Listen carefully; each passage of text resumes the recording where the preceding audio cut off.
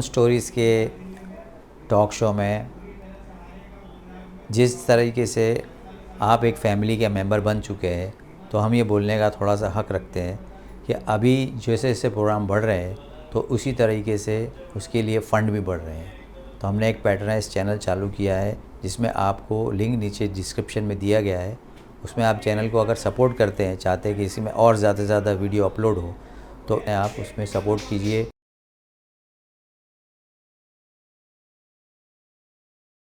Town stories के talk show में मैं नाज़िम आपका स्वागत करता हूँ। बहुत बहुत शुक्रिया आप सबका जो हमारे चैनल्स को इस तरीके से आप रिस्पांस दे रहे हैं, देख रहे हैं, कमेंट्स भी आ रही है आपकी। बहुत बहुत शुक्रिया, thank you very much for the comments also. और जो हमारा पैट्रोनाइज चैनल चल रहा है, जिसने भी ये पैट्रोनाइज करने के लिए जो सपोर्ट किया है, उसके लिए भी बहुत बहुत थैंक यू। और आगे भी इसी तरीके से आपका प्यार और सपोर्ट हमें मिलता रहे, इसकी उम्मीद हम करते हैं। आज जो हम मेहमान से आपको मिलाने जा रहे हैं वो पेशे से एडवोकेट है। इंसाफ करना और इंसाफ के बारे में बात करना और एडवोकेसी जो है, इसको अगर आप धर्म मान के चलें तो एक बहुत बड़ी बात होती है अपने आप में। तो आज जो हमारे मेहमान हैं वो पेशे से वकील तो हैं, लेकिन उस वकालत को धर्म समझते हैं अपना। ये बहुत बड़ी बात है। तो मिलते हैं आज हमारे मेहमान से एडवोकेट सत्यदेव जोशी जी से। नमस्कार।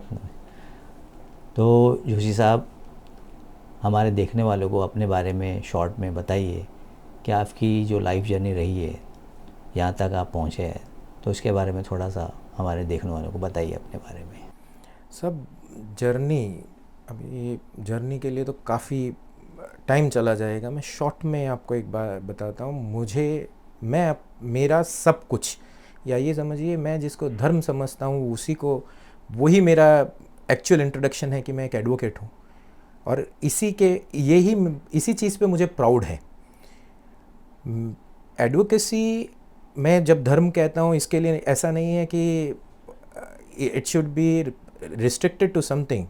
बिलीफ, फैक्ट, मतलब फेथ एंड बिलीफ, उस चीज़ से ओरिजिनेट होता है कोई भी धर्म।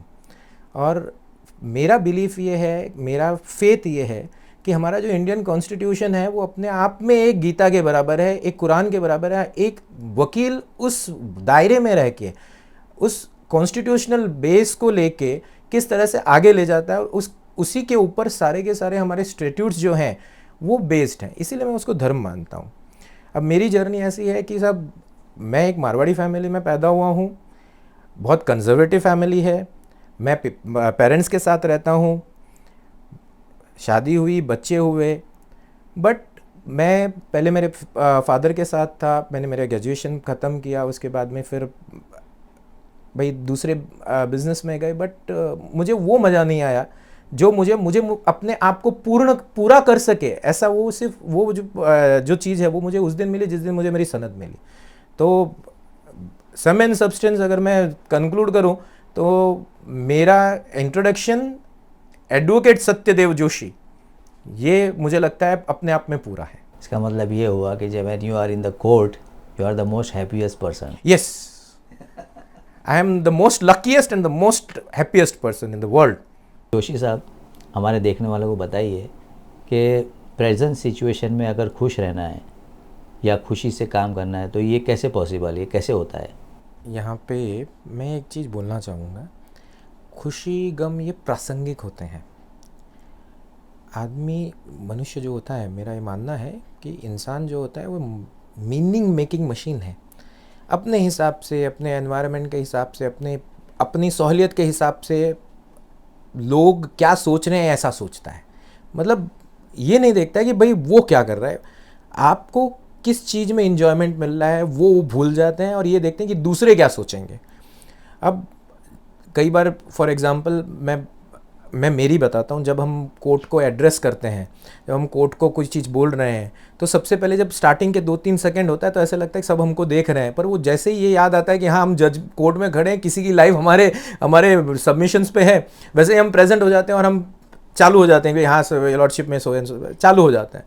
तो जब आदमी ये भूल जाए कि भाई दूसरा क्या सोच रहा है और अपने आप को उस चीज़ से दूर ले जाए और ये सोचे कि भाई मैं जो कर रहा हूँ वो चीज़ कहीं कहाँ तक सही है, और मेरी जो मेरा जो करना है या जो मेरा काम है मैं उसके ऊपर कितना उसको एंजॉय कर रहा हूँ, मैं कितना उसको ये कर रहा हूँ, उसी वक्त वो अपने आप खुश होने लगेगा। हमको ये भूल जाना है या हमको इस चीज़ से डिटैच हो जाना है कि लोग क्या सोच रहे हैं, हमको उसकी ज़रूरत नहीं है। और मेरी मानिए कोई आदमी दूसरे के लिए बुरा सोचता ही नहीं है, कोई नहीं सोचता है कि ये ऐसा, अरे क्यों सोचेगा, हर आदमी अपने आप में पूरा है, everyone is whole complete and perfect, हर आदमी के पास अपना बहुत कुछ करने के लिए है, बहुत कुछ ही है, तो क्यों मेरे लिए बुरा सोचेगा, ये चीज़ कोई सोचता ही नहीं है। भाई हमारे पास में बहुत काम है, हमको क्यों ज़रूरत है या दूसरे को क्यों ज़रूरत है कि भाई वो मेरे बारे में सोचे, हम हैं क्या, हम हमारा काम कर रहे हैं, वो अपना काम कर रहा है। तो ये सोचना जिस दिन बंद कर दे आदमी कि भाई ये आदमी मेरे बारे में क्या सोच रहा है, या ऐसा लग रहा, मैं ऐसा लग रहा हूँ कि नहीं, या वैसा, उस दिन खुश हो जाएगा, उस दिन वो सेटिस्फाई हो जाएगा और अपना काम एंजॉय करो। बस सबसे बड़ा ये है कि अपने आप अपना जो काम करो उसको 100% दो, उसको पूरी तरह से ईमानदारी से करो आप, और उसको एंजॉय करो, आप उसमें खुश रहोगे, कभी दुखी नहीं होगे। सब कई बार हम लोग सिचुएशंस को एक दूसरे तरीके से देखते हैं और हम अवेयर नहीं होते हैं कि हमको भाई हम प्रेजेंट नहीं रहते हैं, अवेयर इन द सेंस हम प्रेजेंट नहीं रहते हैं, हम चीज़ों में बह जाते हैं कि भाई ये ऐसा क्या बोलते हैं, ये ऐसा होना चाहिए। अरे जो हो रहा है उसको होने दो, उसको वैसे के वैसे ही रहने दो। एवरीथिंग, जैसे मैंने बोला, everything is whole complete and perfect, अपनी अपनी जगह पे सब सही हो रहा है। आप उसके अंदर इंटरफियर करना बंद कर दो, आप अपनी सोच लादना बंद कर दो। आप ये करो कि आप बस बी प्रेजेंट, बस ये है, यही है और यही रहना चाहिए, यही बराबर है, रहना चाहिए ऐसा तो नहीं, पर हाँ यही ऐसा ही बराबर है, ये सही है, सब जो है बहुत अच्छा चल रहा है, बस इतना ही रहा, बी प्रेजेंट टू सिचुएशंस, आदमी खुश रहेगा। मछली के बच्चों को तैरना नहीं सिखाया जाता और मोर के जो पर है उसके कलर अपने आप आ जाते हैं। तो मान्यता ये है लोगों में कि जो प्रोफेशन में है, अगर एक्टर है तो उनका बच्चा एक्टर बनेगा, अगर वो डॉक्टर है तो उनका बच्चा डॉक्टर बनेगा, अगर वो वकील है तो उनका बच्चा वकील बनेगा। ये मान्यता है, लेकिन आज की तारीख में ऐसा हो नहीं रहा है, ऐसी कोई गारंटी नहीं है, या कोई एक्टर ये गारंटी नहीं ले सकता कि मेरा बेटा एक्टर ही बनेगा। तो ये जो सोसाइटी में हो रहा है, तो इसके बारे में आप हमारे देखने वालों को बताइए कि ये कैसे हो रहा है, क्यों हो रहा है, और इसके बारे में कुछ इन्फॉर्मेशन दीजिए। बहुत बढ़िया क्वेश्चन है आपका और मैं दिल से इसका आंसर दूंगा। सब ये जो आपने क्वेश्चन पूछा है सब, ये एक्चुअली दो अलग अलग क्वेश्चन है। जैसे फॉर एग्जांपल आपने कहा मछली के बच्चों को कोई तैरना नहीं सिखाता, और दूसरी आपने उपमा दी है कि मोर के बच्चों के पंखों में कलर नहीं भरे। साहब ये तो जेनेटिक्स के हैं, ये जेनेटिकली आता है। अब जेनेटिक जीन्स में जो चीज़ होगी वो उसको उस ये बोल सकते हैं स्पीशीज़ के अंदर आ गई है।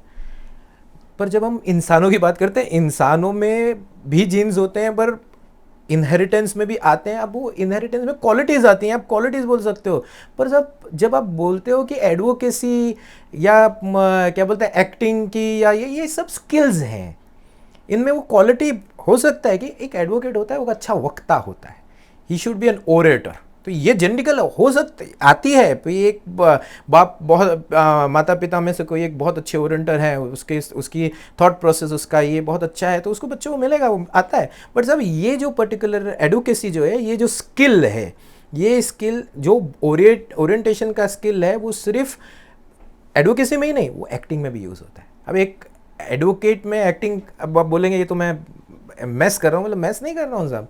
आप स्किल देखिए, उसकी क्वालिटी देखिए। एक बंदा जो अच्छा बोल सकता है वही एक अच्छा एक्टर भी हो सकता है। एक बंदे को अगर आप जो बंदा समझिए, अभी एक एडवोकेट, मैं एडवोकेट हूँ, मैं एडवोकेट की बात करता हूँ, मेरा बच्चा है समझिए, तो अब माँ बाप दोनों के जीन से बच्चा भाई होता है, उसमें दोनों के क्वालिटीज़ होते हैं। अब उसमें एक में डोरमेंट होता है, एक में ये होता है, ये तो साइंस की बातें हैं, चलो I will not go deep into it, but ये ज़रूर बोलूँगा कि जो जेनेटिक ये जो आती है वो आपको दिख जाएगी, और उसके बाद में उसको डेवलप करना। अब एक चीज़ होती है एथॉस, अब किस तरह से उस चीज़ों को लेता है उस एनवायरनमेंट में से। जैसे फॉर एग्जांपल एक एडवोकेट का नहीं, मैं अब डॉक्टर की बात करूंगा, एक फैमिली है उसमें मम्मी डैडी दोनों से डॉक्टर हैं, तो उनका बच्चा जो होगा वो उस एनवायरनमेंट में ये कर रहा है, तो उसका डेफिनेटली स्वाभाविक है उसको एनवायरनमेंट से वो स्किल्स मिल रहे हैं जो एडवोकेट जो इसमें होने चाहिए, अपने डॉक्टर में होने चाहिए। सो वो उसकी इंक्लिनेशन टूवर्ड्स होगी, बट उसकी एक चॉइस होगी, उसकी एक लाइकिंग होगी जिसमें वो इंजॉय करता होगा। वो हो सकता है कि वो ओरिएटेशन में अच्छा हो, वो उसको बोलना अच्छा लगता हो या एक्टिंग अच्छी लगती हो। एक डॉक्टर का बेटा हो सकता है अच्छा भाई एक्टर हो सकता है। एक क्रिकेटर, अपने धोनी साहब बहुत अच्छे भाई एक्टिंग भी अच्छी करते हैं, मैं ऐसा मानता हूँ। सो वो स्किल्स हैं, वो स्किल्स कैसे डेवलप की जाती हैं, वो कौन सी रास्ता। अच्छा, अब एक और चीज़ है सब, आपने कभी मतलब मैंने तो नहीं सोचा था। एक बार मैं जस्ट मेरे लड़के के साथ में बात कर रहा था और उसने बोला पापा मेरे को है ना पैथोलॉजिस्ट बनना है। मैं बोला वो क्या होता है? बोलते नहीं जो पत्ते होते हैं उनकी एज और वो सब का। बोला मैंने कभी सुना नहीं था। मतलब इतना डाइवर्सिफाइड हो गया है, इतना डेविएशन हो चुका है कि अब फॉर एग्जाम्पल अब देखिए डॉक्टर है, पहले हम बोलते थे जब हम बच्चे थे, जब हम ये कर रहे थे तो ये था इंजीनियर बनेगा, डॉक्टर बनेगा या वकील बनेगा, तो ये 3 चीज़ें आती थी। आज ऐसा नहीं है, आज स्पेसिफिकली बोलते हैं नहीं मैं है ना इसमें जाऊंगा, मतलब मैं डॉक्टर बनूंगा और मैं डेंटिस्ट बनूंगा। अच्छा, डेंटिस्ट में भी मैं ये पर्टिकुलर ये करूंगा। अच्छा, इसमें भी अभी ये हो गया कि भाई नहीं मैं कार्डियक में जाऊंगा, कार्डियक में भी मैं इसमें, मेरी एक सिस्टर वो उन्होंने भी MBBS किया है और शी स्पेशलिस्ट इन वो जब एनेस्थेशिया देते हैं, she is an anaesthesia specialist. तो मतलब उनका रोल सिर्फ उसके लिए है। मतलब कितना प्रिसाइज, तो कितना डाइवर्जन हो गया, हम सोच नहीं सकते उतना और सब चीज़ जो है वो एकदम स्पेशलाइजेशन, एकदम पर्टिकुलर कि ये चीज़, हाँ ये चीज़ के लिए। तो अब बहुत पर्टिकुलर हो गए हैं, इतना डाइवर्सिफाई हो गया कि भाई आदमी समझ नहीं सकता है। तो उस चीज़ को जानना, देखिए जीन्स में से क्वालिटी दिखेगी, क्वालिटी से को बाद में स्किल्ड करके उसको स्पेशलाइजेशन में ले जाना और फिर तो वहाँ से वो डेवलपमेंट होता है। तो ये बच्चा खुद चूज करता है, हम उसको हम धक्के मार के नहीं कर सकते थे। पहले पापा मारते थे पेरेंट्स मारते थे हमारे कि ये तो को करना पड़ेगा, पढ़ना पड़ेगा, ये करना पड़ेगा। अब ऐसा नहीं है, सब बच्चा खुद डिसाइड कर लेता है, खुद ये बोलता है नहीं मेरे को ऐसा नहीं, मेरे को ये करना है और इसमें भी मुझे इस पर्टिकुलर चीज़ में ज़्यादा इंटरेस्ट है, मेरे को ये करना है। सो वो डिसीजन, अच्छा पेरेंट्स का अब रोल वो नहीं रहा है कि आप भगवान बन जाओ, मतलब ये नहीं बोल सकते कि मैं ओन करता हूँ बच्चे की लाइफ को। आप ओन नहीं कर सकते हो साहब, हमारा कॉन्स्टिट्यूशन भी यही बोलता है कि भाई आप अपने राइट सबको मिले हैं तो आपके बच्चे को भी राइट है। अब बच्चे को खुद को डिसाइड करने देना पड़ेगा, तो आप उसका एनवायरनमेंट दो। आप सुपरवाइजर की तरह आप काम कर सकते हो साहब, आप उसके लिए डिसीजन नहीं ले सकते हो।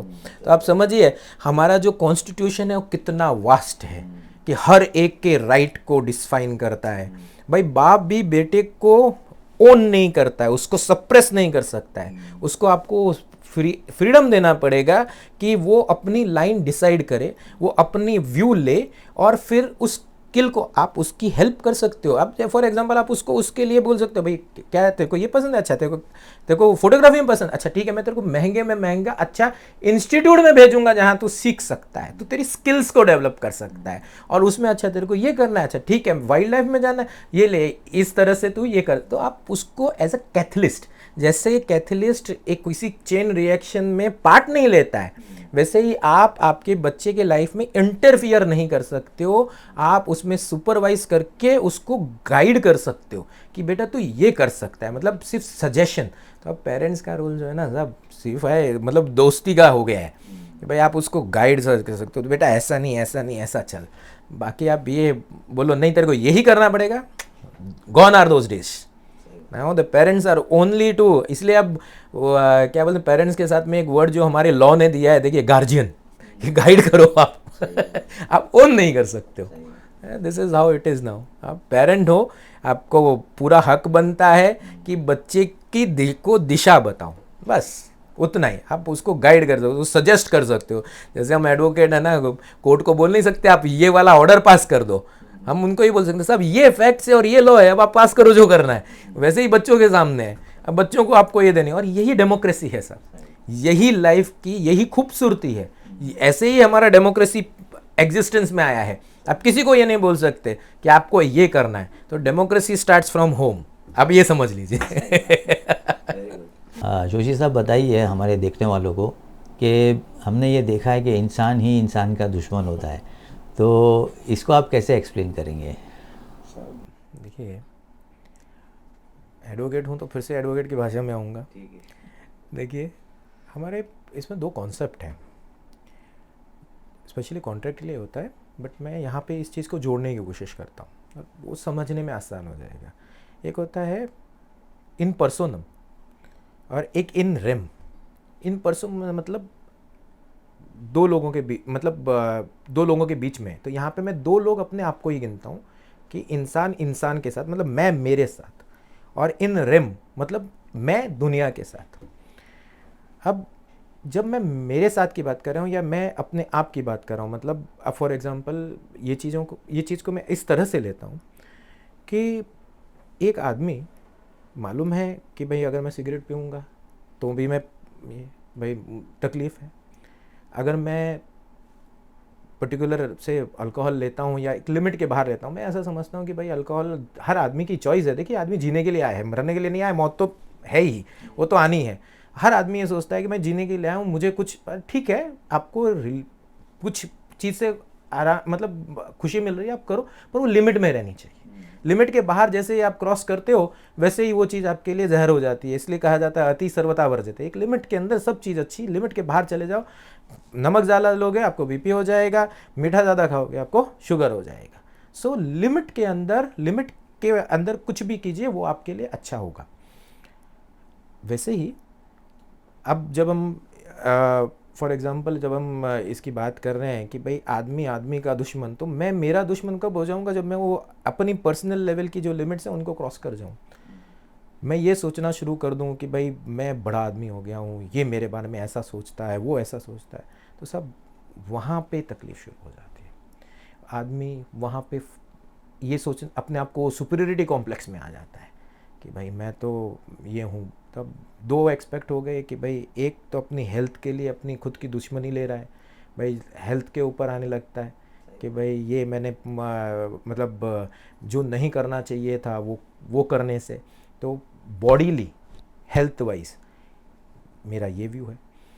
अब इन रेम की बात करता हूँ, मैं और वर्ल्ड, तो सब जो मैंने सेकेंड पार्ट लिया कि भाई एक आदमी जब ये सोचने लगता है, उस दूसरे के लिए एनिवी क्रिएट करता है कि ये सोचना शुरू करता है कि भाई ये तो मतलब ये मेरे बारे में ऐसा सोचता है, वो वैसा सोचता है, ये मेरे बारे में गलत सोच सकता है। तो सब फिर से याद हो तो मैंने जब शुरू में आपको एक बात बोली थी, humans are meaning making machine. अपने मतलब के हिसाब से वो सोचता है कि ये ऐसा सोच रहा होगा, वो वैसा सोच रहा होगा, और वहाँ पे तकलीफ़ शुरू हो जाती है, वहाँ पे ये प्रॉब्लम शुरू होता है। लोग ये सोचते हैं कि भाई मैं सुपीरियर हूँ तो मेरा नुकसान। अरे हम हैं क्या? हम इंसान हैं।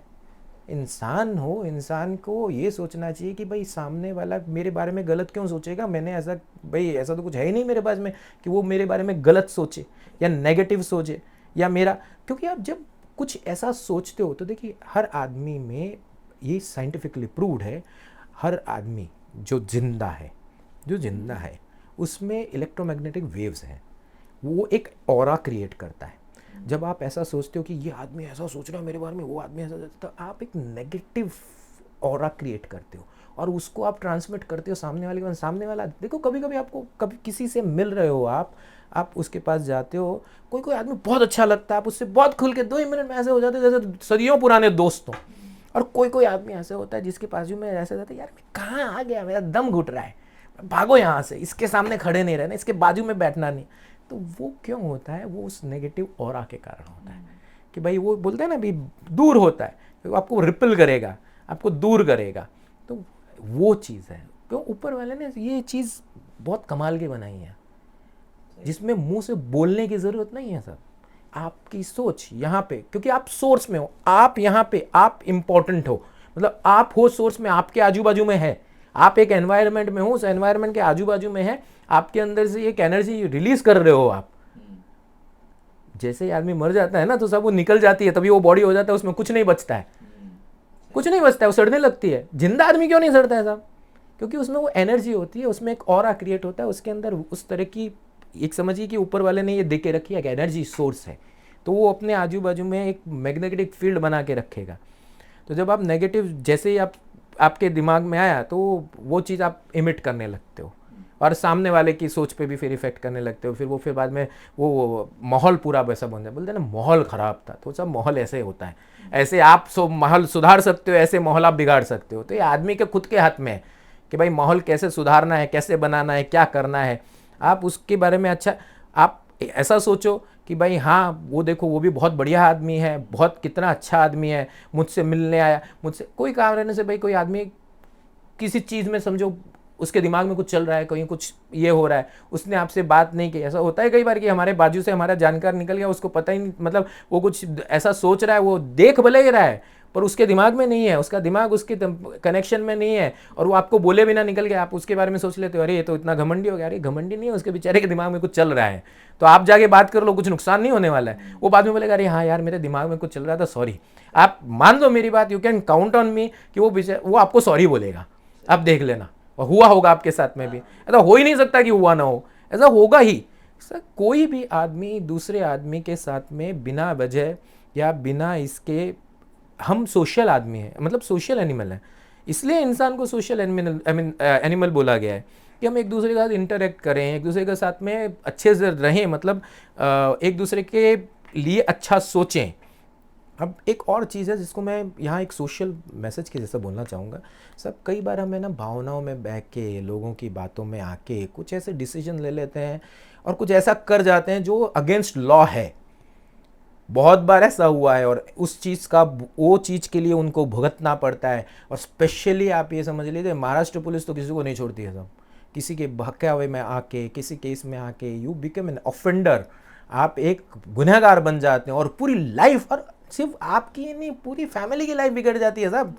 आप सोचिए वो एक जरा सोच के देखिए, एक बंदा ऐसा है जिसके नौकरी पानी सब कुछ है, सब अचानक उससे कुछ ऐसा हो गया, वो 10 मिनट में नहीं, कुछ सेकंड, वो उसने कोई एक गलत फैसला ऐसा हो गया कि हर तारीख पे उसको कोर्ट में आना पड़े, पुलिस में पहले जाना पड़ता है, पुलिस मारती है, पुलिस भाई ये करेगी और करेगी, क्यों नहीं करेगी? सब लॉ एंड ऑर्डर लाना पुलिस का काम है, वो उसको लाना, उसके लिए उसको रखा गया है, इसीलिए उसको इन्फोर्समेंट बोला जाता है।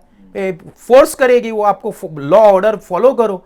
और उसके बाद में आप उसके साथ में जब लॉ एंड ऑर्डर में नहीं रह के, तो आप उसमें ऑफेंड कर रहे हो, आप ऐसा कुछ क्रिएट कर रहे हो जिसके कारण आप जो कायदे कानून है उनके अगेंस्ट में जा रहे हो। तो उसके बाद में भाई सीधी बात है, आपके अगेंस्ट में कंप्लेन होगी, एफआईआर होगी तो कोर्ट में जाना पड़ेगा, आपको बेल लेनी पड़ेगी।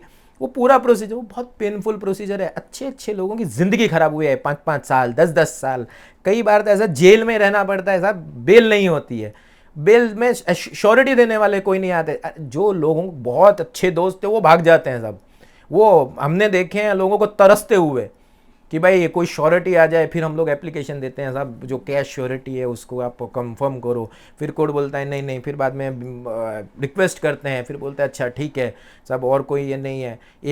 एक और ये अब एक्चुअल में एक ट्रेंड हो गया है आजकल, लोग है ना भाई कोई ना कोई रीज़न से, कभी किसी के इन्फ्लुएंस में आके, कभी पॉलिटिकली, कभी दूसरे ढंग से इन्फ्लुएंस में आके बस जोश में आ जाते हैं और कुछ काम कर बैठते हैं। सब उनके लिए स्पेशली ये चीज़ है, मत करो ऐसा, किसी के बहकावे मत आइए, आप अपना दिमाग यूज़ कीजिए अपने हिसाब से, ये देख के कि कायदा क्या है, लॉ क्या है।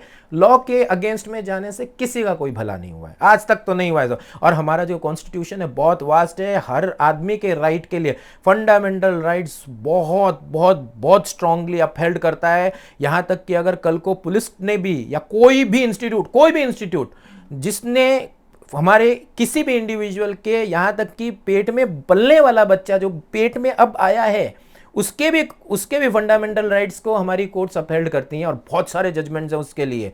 और बहुत काफ़ी अच्छा वोकल है कोर्ट ये चीज़ों में कि भाई किसी के भी राइट्स जो हैं वो कभी भी इन्फ्रिज नहीं होने चाहिए। हर आदमी को जीने का अधिकार है और वो भी डिग्निटी के साथ। तो किसी के बहकावे में आके अगर आप कोई ऐसा काम कर देते हैं तो उसके लिए फिर बहुत भुगतना पड़ता है। और वो सच बोलता हूँ, मुझे बहुत बुरा लगता है मैं जब ऐसे लोगों को देखता हूँ। अच्छे अच्छे घरों के लड़के होते हैं, उनकी माएँ आके बोलती हैं बोले मेरा लड़का ये ऐसे फंस गया, ये हो गया। बहुत दुख होता है, बहुत दुख होता है। तो ये एक एस्पेक्ट जो है मैं उसको सामने लाना चाहता हूँ। दूसरा, उसके बाद में एक चीज़ और है सब, हम जब बात करते हैं कि भाई इंसान इंसान का दुश्मन, सब दुश्मनी क्या है, क्या होती है दुश्मनी? एक थॉट है, सिर्फ एक थॉट, एक फीलिंग। आप ये समझिए कि ये सोचना कि वो ऐसा क्यों, वो कोई भी कारण से हो सकता है। अब उसमें अलग अलग डायमेंशन है, अलग अलग सोच है। अब किसी के साथ में कोई ये सोचता है कि भाई मैं ये हूँ तो मुझसे वो जलता है। अरे आप ये सोचो कि आप अगर ऐसी ये जो सोच है, इस सोच को जिस टाइम जिस वक्त आप उस सोच को ये कर दोगे कि भाई स्टॉप, ये यहाँ पे रुक जाना है, मुझे इस चीज़ में ऐसा नहीं सोचना है, आप देखो वो दुश्मनी को ख़त्म कर दोगे, उस चीज़ से बाहर निकल जाओगे। मैंने तो यहाँ तक देखा है कि लोगों को, जो लोग गुजर गए हैं, जो इस दुनिया में है ही नहीं, जिनका एग्जिस्टेंस नहीं है, उनके बारे में अरे उसने ऐसा किया था, अरे यार वो तो मर गया बेचारा, वो तो कहाँ जन्नत में होगा या दोजत में होगा, वो तो उसको पता। पर हम यहाँ पे उसके बारे में सोच के उसको ला के अपने ख्यालों में, अब ये हो गया कि भाई ख्यालों में है एग्जिस्टेंस में तो है ही नहीं, हकीकत में कुछ नहीं है।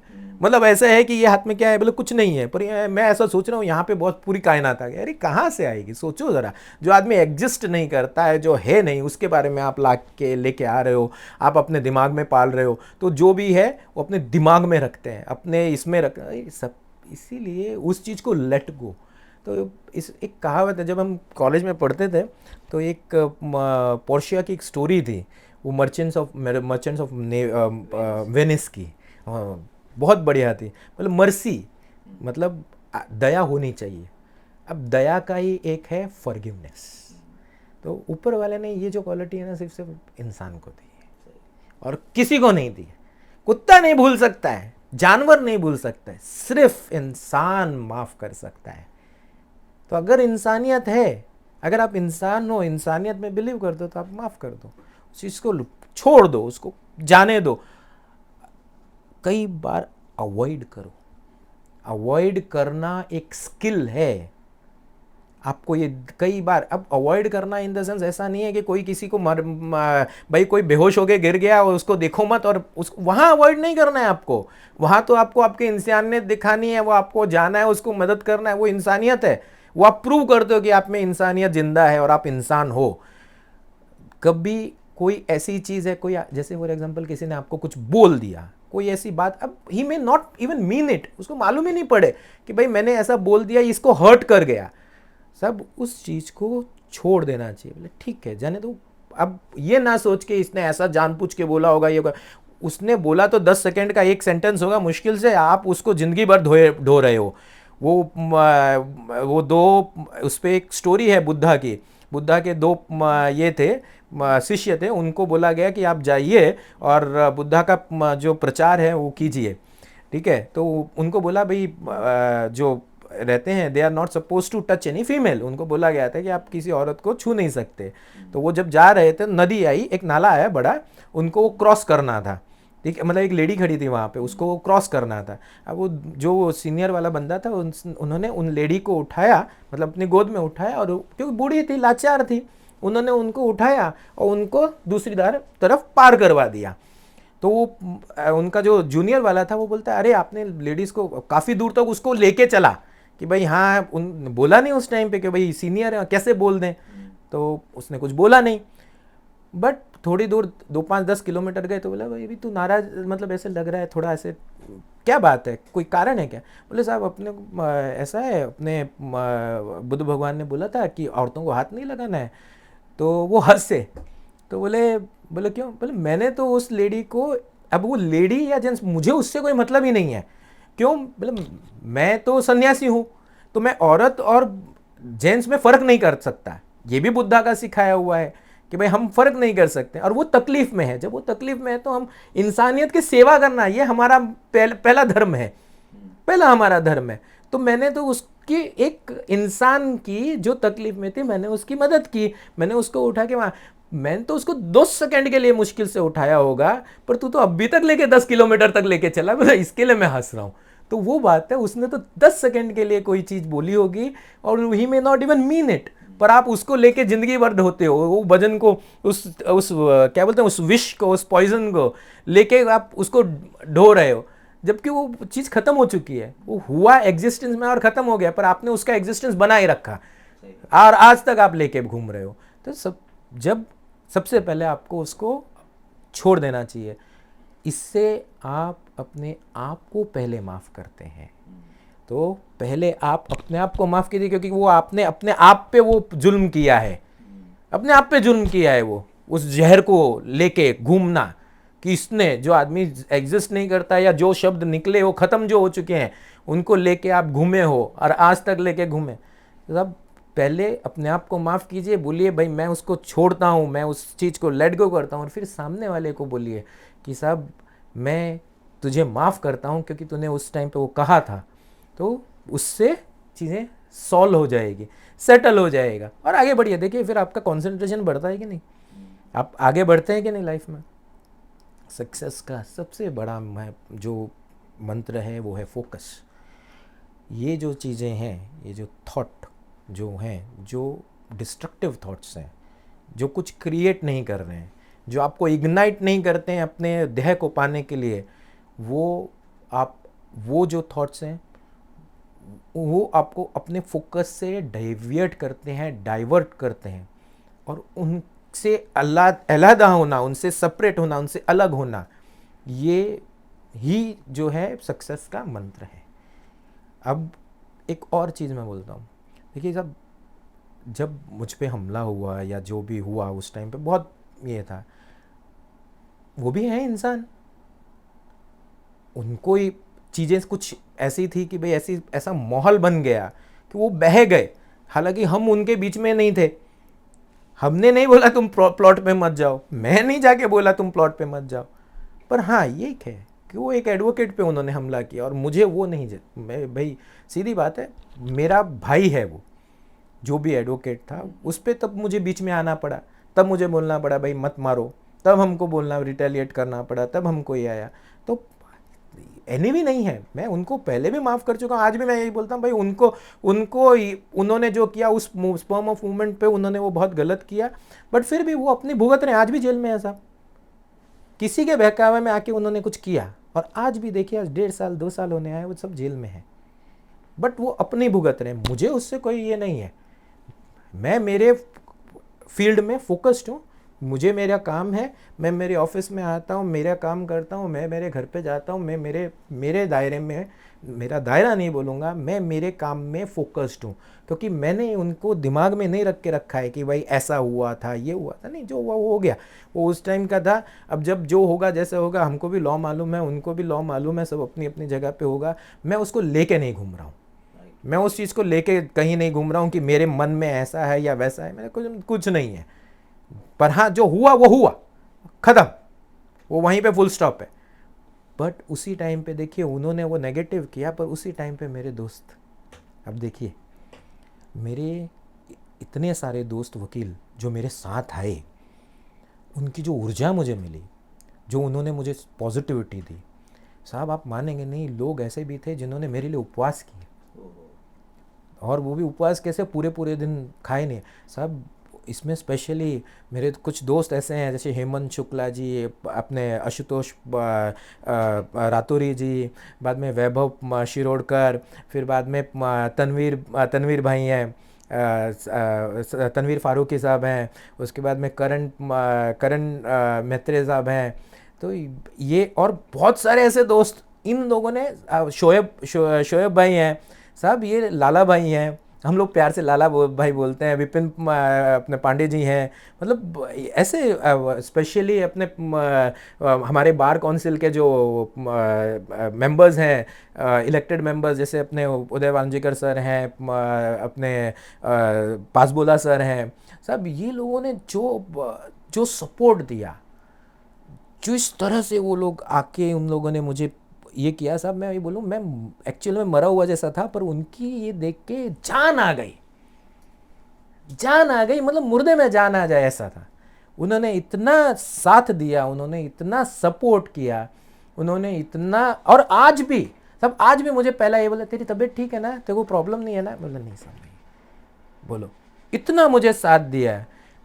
फिर एक हमारे तिवारी जी हैं, सब क्या लोग हैं, मैं आपको बोलता हूँ, वकीलों जैसा कोई दूसरा होगा नहीं दुनिया में मेरे, और मुझ जैसा तो कोई नहीं होगा। क्यों? क्योंकि मेरे दोस्तों ने मुझे इतना सपोर्ट किया, मेरे जो दूसरे भाई बंधु हैं, मैं तो उनको भाई बोलता हूँ भाई, क्योंकि जिस तरह से उन्होंने सपोर्ट किया, जिस तरह से उन्होंने मेरा मतलब एक, आप मानेंगे नहीं, जिस दिन मुझे, मैं हॉस्पिटल में था, सबके सब पूरी रात वहाँ पे नीचे हॉस्पिटल में ये थे, हॉस्पिटल में नीचे पूरी रात बैठे थे कि कहीं वापस ना आ जावे ये लोग, क्योंकि वो सब गुंडे, तो वो वापस कहीं हॉस्पिटल में ये ना कर दें, तो वो लोग पूरी रात वहां बैठे थे। तो सोचिए क्या जज्बा था उनका, क्या जज्बा है आज भी। और आज भी अशोक जी हैं, मैं आपको बोलूं, नाम में बोलूं तो पूरी दिन निकल जाएगा शायद, और इतने, मतलब आप समझिए कि इतना सपोर्ट और इतना ये, कि मुझे ऐसा लगता है कि मैं उनका लाडला हूँ, या शायद भगवान ने मुझे, ऊपर वाले ने, है ना, जो मतलब इतना, सच में देखा जाए तो वरदान दिया इन दोस्तों के हिसाब से। जो लोग किसी से भी भिड़ जाएं, भाई तुमने ये किया कैसे, आई एम रियली लकी कि मुझे ऐसे दोस्त मिले हैं जो ऐसी सिचुएशन में, इतने नेगेटिव सिचुएशन में, क्योंकि भाई जीना मरना उसी टाइम पे तो कुछ भी ये नहीं था, पर उस टाइम पे आके उन लोगों ने जिस हिसाब से, वो बोलते हैं ना कि ऐसे अपने हाथ उन्होंने रख लिए, तो अगर कोई घाव भी होंगे तो मुझे नहीं हुए, उन लोगों को हुए हैं।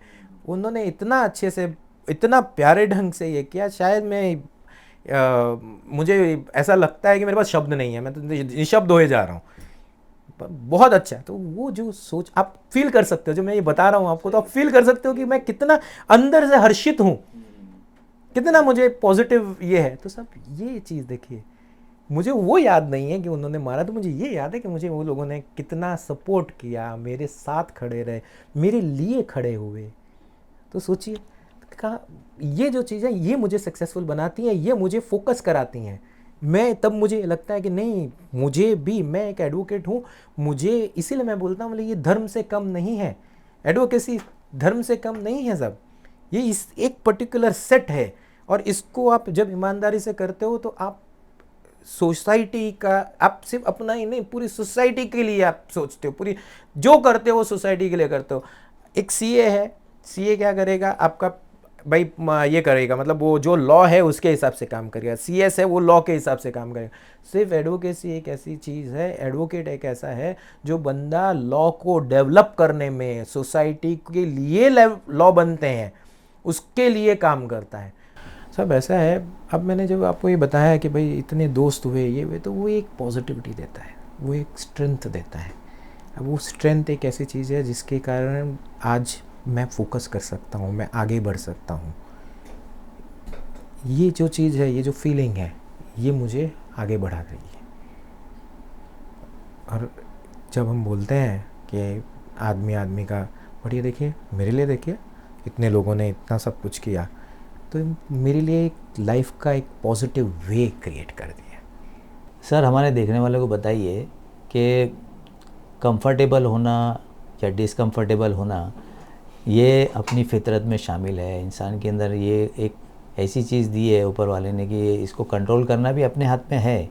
लेकिन क्या होता है, जब अपना डिसकंफर्ट जोन जो है उसको हम कैसे कम करें, ये कला को हम कैसे हासिल करें, हमारे यूथ को बताइए आप। कंफर्ट और डिसकंफर्ट, सब कंफर्ट और डिसकंफर्ट वाला, ये शायद आपने बहुत सही क्वेश्चन पूछ लिया और सही आदमी से पूछ लिया, क्योंकि एडवोकेट जो है ना, वो इसी के बीच में झूलते रहता है। और ये जो आर्ट है, ये एक्चुअली एक आर्ट है कि इसको कैसे कंट्रोल करना है। एक बहुत बारीक ये है, जिससे यहाँ चले गए तो कंफर्टेबल, यहाँ आ गए तो भाई डिसकंफर्ट है।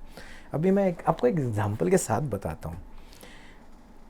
मैं खड़ा हूँ, मैं कोर्ट में कुछ बोल रहा हूँ, ठीक है, और बीच में कुछ ऐसा, हम लोग क्या होता है, हम स्कीम बना के रखते हैं, हम ऐसा आर्ग्यू करेंगे, ये करेंगे, ये करेंगे, ऐसा करेंगे, ऐसा करेंगे, इसके बाद में हम ये बोलेंगे। अब उसके बीच में क्वेश्चन आ जाता है जो गुगली जैसा हो जाता है, जो उसके बारे में हमने प्रिपेयर नहीं किया, और ऐसा 1 सेकंड के लिए तो हो जाए, अरे यार ये क्या हो गया। पर आपको मैं बता दूं, ये एक्चुअल में देखा जाए तो एज अ प्रोफेशनल बोलूं तो बहुत अच्छा होता है, क्योंकि the minute court gets into an inquiry, एक क्वेश्चन करता है तो बहुत अच्छी बात है। हम ये भूल जाते हैं वो 1 सेकंड, कुछ सेकंड के लिए तो वो डिस्कम्फर्ट होता है, और हम वो अब उस टाइम पे मैं जो करता हूँ, मैं मेरा बता देता हूँ मैं क्या करता हूँ। सब ब्रीथ, डीप ब्रीथ। अच्छा, कोर्ट समझ जाता है कि ये मैंने इसको छेड़ दिया है। अब भाई हर प्रोफेशन में अपने अपने रहते हैं कि हाँ मैंने इसको डिस्कम्फर्ट कर दिया है। अब वो नेचुरल भी है भाई, हमने कुछ फिक्स करके रखा है, वो फिक्सिंग के बाहर निकल जा रहा है तो हो जाता है ऐसा। तो हम डीप ब्रीथ लेते हैं, सांस लेते हैं, फिर बाद में फिर हम उसको एड्रेस करते हैं। मिनट जब हम डीप ब्रीथ लेते हैं, अंदर से हम सेटल हो जाते हैं। अब वो इस चीज़ को एक दूसरा और आयाम है, ऐसा है हम डीप ब्रीथ ले रहे हैं तो हम एक्सटर्नल से इंटरनल में चले जाते हैं, हम अंदर से अपने आप को ये देखने लगते हैं, और हमारा ब्रेन एकदम से क्या बोलते हैं, अलर्ट हो जाता है, प्रेजेंट हो जाता है कि भाई discomfort, comfort, comfort, comfort normal हो जाता है और चीज़ें एकदम स्मूथ हो जाती हैं। तो ये एक टेक्निक है जो मैं यूज़ करता हूँ। भाई डीप ब्रेथ लो, सांस के ऊपर कॉन्सेंट्रेट, उस टाइम पे इधर कॉन्सेंट्रेट, अरे फ्रैक्शंस ऑफ मिनट में हो जाता है सब। इसमें मतलब ये नहीं है कि कुछ टाइम लगेगा, ऐसा नहीं होता है। डीप ब्रेथ लो, ये लो, कंफर्ट, फिर से आ जाता है, फिर से ये। तो एक्सटर्नल इससे डिस्कनेक्ट, इंटरनल में आओ, अपने अंदर आओ, झाँको, चीज़ों शांत करो और आगे बढ़ो। ये इसका टेक्निक है जो मैं करता हूँ नॉर्मली। ये एक एक्सपेक्ट है इसका। अब दूसरे तो भाई काफ़ी सारे हो सकते हैं, बहुत सारे एग्जांपल्स हैं कि भाई कहीं पब्लिक स्पीकिंग में आप बोल रहे हो, कोई ऐसी चीज़ हो गई, कोई ऐसा टॉपिक आ गया जहाँ पे भाई आप वो चीज़ उतने ढंग से, तब भी एक ये है कि वो कंफर्ट लाने के लिए आपको ये देखना है कि हम किसके सामने ये कर रहे हैं।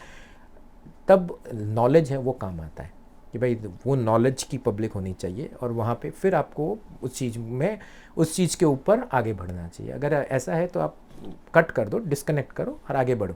अगर सामने वाली पब्लिक वैसी नहीं है कि भाई वो ले लेगी चीज़ को, तो जस्ट बी प्रेजेंट, सांस लो, ये करो, इवेलुएट करो, ब्रेक, आइदर मूव अहेड। अगर आपको लग रहा है भाई अपने सामने जो पब्लिक जो सुनने वाले वक्त में ये है वो कंफर्टेबल हैं, वो उतने भाई चीज़ों को ले सकते हैं, तो ठीक है, आप move forward. So basically be present करो अपने माइंड को, हेलो अपने आप को, हेलो, चेक, और फिर आगे। तो वो चेक करने के लिए अभी कोई दूसरा ये करेगा, मैं ये बोलता हूँ डीप ब्रेथ लो, और आदमी सेटल हो जाता है। तो ये टेक्निक है मेरे हिसाब से, तो कंफर्ट जोन में आ जाता है तुरंत आदमी। इस तरह से मेरा ये है कि भाई इस ढंग से ये एक एक्सरसाइज है, ये एक्सरसाइज लोगों को करनी चाहिए। और इससे एक चीज़ और है, फोकस बहुत बढ़ता है, आदमी फोकस कर सकता है किसी भी चीज़ पे, आपका फोकस बढ़ेगा जब, फॉर एग्जांपल अभी कभी आपको कोई चीज़ के लिए आपको नींद नहीं आ रही है, आप आँख बंद करो, अपने ब्रीदिंग काउंट करो, आप नॉर्मल हो जाओगे, आपको नींद भी आ जाएगी। करके देख लेना, बहुत काम आता है। ये थे हमारे सत्यदेव जोशी सर, जिन्होंने एक से एक बढ़िया आपको लाइफ के फार्मूलेज़ दिए खुश रहने के, एंजॉय करने के लिए, और लाइफ को अपने आप को खूबसूरती लाइफ की जो देखने की नज़रिया है वो उन्होंने बताया है। तो आप इसको अप्लाई कीजिए अपनी लाइफ में, और अपनी लाइफ को और भी बेहतरीन और ब्यूटीफुल बनाइए। और हमारे चैनल को देखने के लिए बहुत बहुत शुक्रिया, थैंक यू वेरी मच। मिलते हैं नेक्स्ट प्रोग्राम में। हमारे प्रोग्राम को अगर आप न्यू हैं तो प्लीज़ सब्सक्राइब इट, कमेंट ज़रूर दीजिए। मिलते हैं नेक्स्ट प्रोग्राम में, thank you very much. Town stories के टॉक शो में जिस तरीके से आप एक फैमिली के मेंबर बन चुके हैं, तो हम ये बोलने का थोड़ा सा हक रखते हैं कि अभी जैसे जैसे प्रोग्राम बढ़ रहे हैं तो उसी तरीके से उसके लिए फ़ंड भी बढ़ रहे हैं।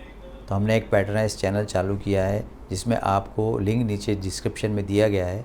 उसमें आप चैनल को अगर सपोर्ट करते हैं, चाहते हैं कि इसी में और ज़्यादा से ज़्यादा वीडियो अपलोड हो, तो आप उसमें सपोर्ट कीजिए।